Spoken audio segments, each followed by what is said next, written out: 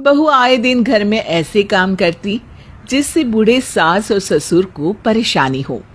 जैसे कभी सास को फ्रिज से हाथ नहीं लगाने देती, सास ससुर के कपड़े वॉशिंग मशीन में नहीं जाते, सास खुद ही कपड़े धोती, सास ससुर डाइनिंग टेबल पर खाना नहीं खाते, जमीन पर बैठना होता और थाली भी बहू उन्हें सरका कर देती, क्योंकि बहू को अपनी दहेज में आई चीजों की बहुत फिक्र थी। वो नहीं चाहती थी कि सास ससुर इन चीजों का इस्तेमाल करे। इस बार बहू ने नया खेल रचा था। सुनो, अपने माँ बाप की खटिया बाहर लगा दो, घर में अच्छी नहीं लगती। नए फर्नीचर के सामने ये लकड़ी और रस्सी की खाट शोभा नहीं देती। अरे तो खाट बदल देते हैं, माँ बाबूजी को थोड़ी ना घर से बाहर निकाल देंगे। ओहो, वो भी तो पुराने ही हो चुके हैं। घर की शोभा तो उनसे भी बिगड़ ही जाती है वैसे। अरे ये भी बात है कहने की, कम से कम इस बात की तो मर्यादा रखो कि ये घर भी उन्हीं का बनाया हुआ है और वो मेरे माँ बाप हैं। तो तुम्हारे माँ बाप हैं, इसीलिए तुम्हारी बात मान लेंगे। कह दो कि बाहर रहे। मैंने तुमसे शादी की है, तुम्हारे माँ बाप से नहीं, जो उनकी भी फिक्र करती रहूं। हाँ हाँ, मेरे माँ बाप हैं, उनके लिए आज ही नया बेड लेकर आऊंगा मैं। बेटा अपनी माँ के पास जाता है और माँ से नया बेड लाने के बारे में बात करता है। माँ बताओ ना, डबल बेड लेकर आऊं, एक बाबूजी और आपके लिए, डबल गद्दे वाला, और आराम की नींद आएगी उसमें आपको। आराम की नींद तो हमें अपनी लकड़ी और रस्सी की बनी खाट पे ही आएगी बेटा। इतने साल हो गए, हमको उन खाट पर सोकर लगता है जैसे अपनी माँ की गोद में सो रहे हैं।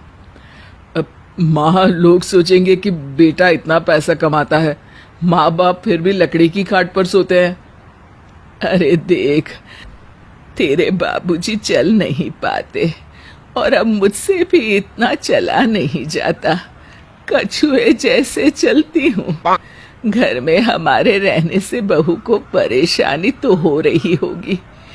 किसी काम तो आते नहीं हम बूढ़ा बूढ़ी।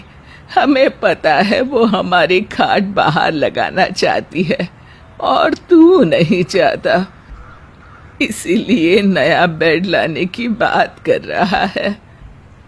तो क्या मैं आपको बाहर आंगन में सोने दूं? अरे क्या खराबी है वहां, दिन में धूप पड़ेगी हम पर, रात को तारे दिखेंगे आसमान के, बाहर हवा भी तो लगेगी ना। अरे बारिश भी तो होगी बाबूजी, भीगोगे नहीं क्या आप? अरे बेटा, बहू की बात मान ले, उसने कुछ अच्छा ही सोचा होगा। किसे पता था कि बहू घर में आते ही घर के बूढ़े माँ बाप की खाट घर से बाहर लगने लगेगी। बेटे को सबकी बात माननी पड़ती है। माँ बाप अब अपनी खाट पर बाहर सोने लगते हैं। बेटे को भनक तो लग जाती है कि उसके माँ बाप के साथ ठीक व्यवहार नहीं हो रहा, लेकिन जब भी वो आवाज उठाता उसके माँ बाप यही कहकर उसे चुप करवा देते कि घर की शांति भंग मत करो, जैसा चल रहा है चलने दो।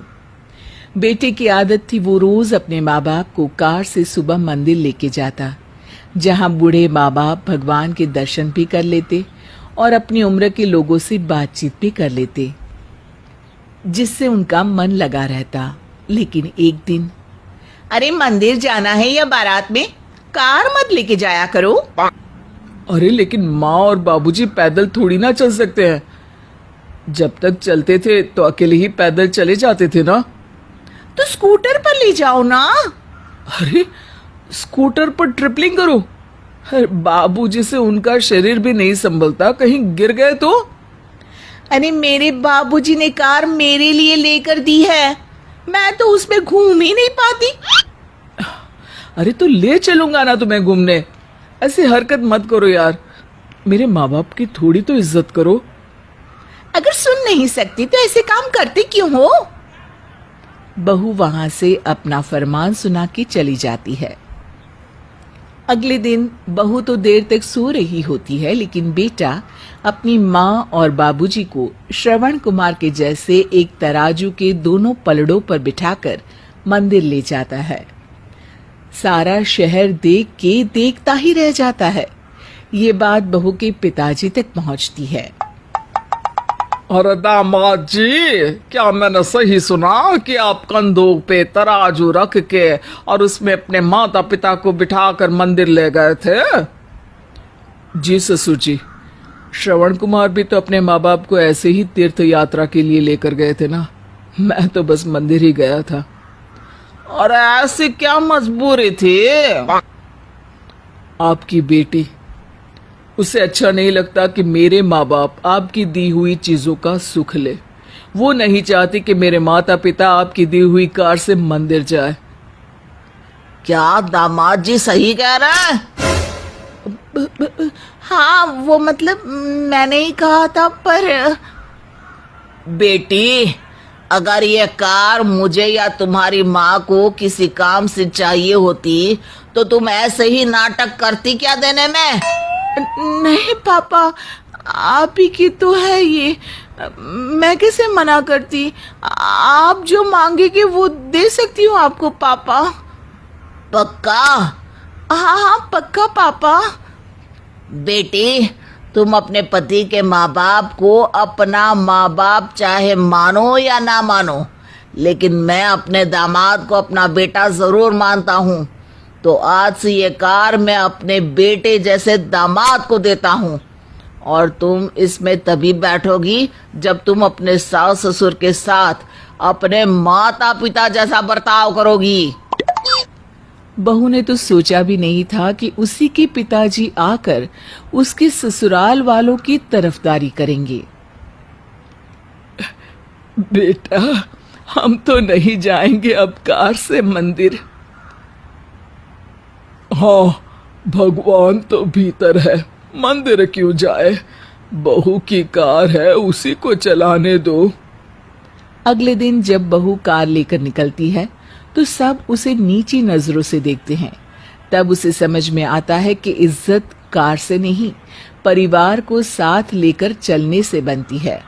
वो घर आकर सबसे माफी मांगती है और वादा करती है कि अब से सास ससुर को अपनी कार से ही मंदिर वो खुद लेकर जाया करेगी।